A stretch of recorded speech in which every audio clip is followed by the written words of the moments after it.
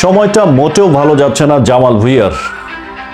ভারতের বিপক্ষে সেই ঐতিহাসিক হাই ভোল্টেজ ম্যাচে একাদশের জায়গা হারান। মূলত জায়গা পাননি কোচের সাথে তার দ্বন্দ্বের কারণে। কারণ আপনারা জানেন যে ফাহমিদুল ইস্যুকে কেন্দ্র করে জামাল ভুঁইয়া নীরব প্রতিবাদ জানিয়েছিলেন। তার ইনস্টাগ্রাম স্টোরিতে ফাহমিদুলকে যখন বাংলাদেশে আনা হলো না, তখন তিনি ফাহমিদুলের সাথে ছবি দিয়ে একটা নীরব প্রতিবাদ করেছিলেন। এরপরেই কোচের সাথে একটা বিরোধ সম্পর্ক, একটা দ্বন্দ্বের সম্পর্ক তৈরি হয়েছে জামাল ভুঁইয়ার, যে কারণে অপ্রত্যাশিতভাবে এবং অবিশ্বাস্যভাবে ভারতের বিপক্ষে ম্যাচে একাদশ থেকে জামাল ভুঁইয়াকে ড্রপ করেন। এবং সেই যে ঘটনা, এর রেশ ধরে এখনো ধারণা করা হচ্ছে সিঙ্গাপুরের বিপক্ষে জুনে যে ম্যাচটা অনুষ্ঠিত হবে সেখানেও একাদশে জায়গা পাবে না জামাল ভুঁইয়া। এটা মূলত কোচের সাথে একটা দূরত্ব তৈরি হয়েছে।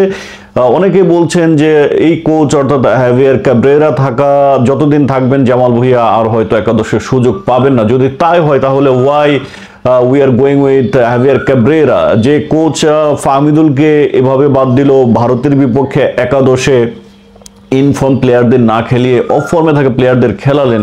সেই কোচের মধ্যে কি এমন পেল বাংলাদেশ ফুটবল ফেডারেশন যে তাকেই কন্টিনিউ করতে হচ্ছে?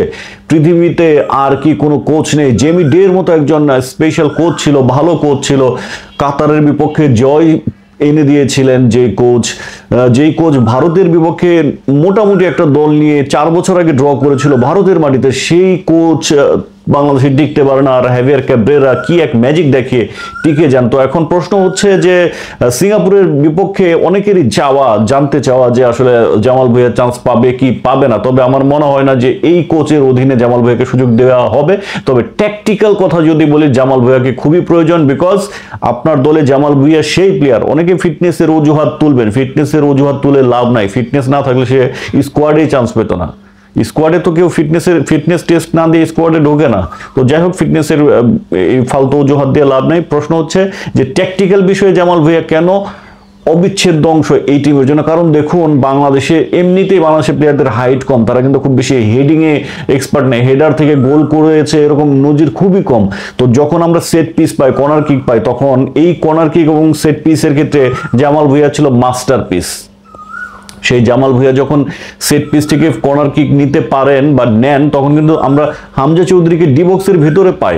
তার মানে কি গোল অপরচুনিটি ডবল হয়ে যায়। তো এই অপরচুনিটি আপনি কেন কাজে লাগাবেন না? এটা কিন্তু খুবই রহস্যজনক। এই রহস্যজনকের কারণেই মূলত হ্যাভিয়ার ক্যাব্রেরাকে কন্টিনিউ করার কোনো কারণ দেখি না। তবে দুর্ভাগ্যের বিষয় হচ্ছে এত কিছুর পরও, ভারতের বিপক্ষে কোচের ওই প্রশ্নবিদ্ধ আচরণের পরও, প্রশ্নবিদ্ধ ট্যাকটিক্সের পরও আমরা আমাদের ফুটবল ফেডারেশন ক্যাব্রেরাতেই আস্থা রেখেছে, জামাল ভুঁইয়ার উপর আস্থা রেখেছে না। কারণ জামাল ভুঁইয়ার অপরাধ, তিনি সিন্ডিকেটের রক্তচক্ষু উপেক্ষা করে তিনি নীরব প্রতিবাদ করেছিলেন ফাহমিদুল ইস্যুতে। তো সেটাই কি জামাল ভুঁইয়ার অপরাধ?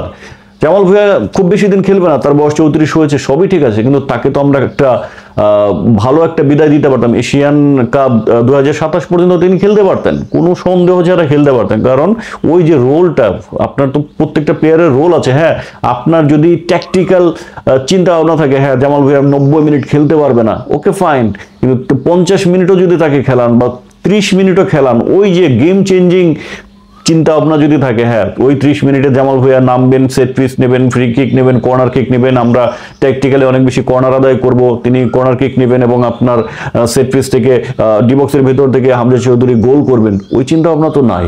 আপনাদের ওই চিন্তাই নাই যে বাংলাদেশকে জেতাতে হবে, এবং আপনাদের চিন্তা ভাবনা সিন্ডিকেটকে বাঁচাতে হবে, সিন্ডিকেটের স্বার্থ রক্ষা করতে হবে। তো দর্শক, এই ভিডিওর উদ্দেশ্য হচ্ছে যে still Jamal Bhuiyan in doubt for Singapore game, our home game, যেটা জাতীয় স্টেডিয়ামে 10 জন অনুষ্ঠিত হবে। তো আপনার কি মনে হয় কোচ ক্যাব্রেরা জামাল ভুঁইয়াকে একাদশে রাখবেন সিঙ্গাপুরের বিপক্ষে? অবশ্যই কমেন্ট বক্সে জানাবেন।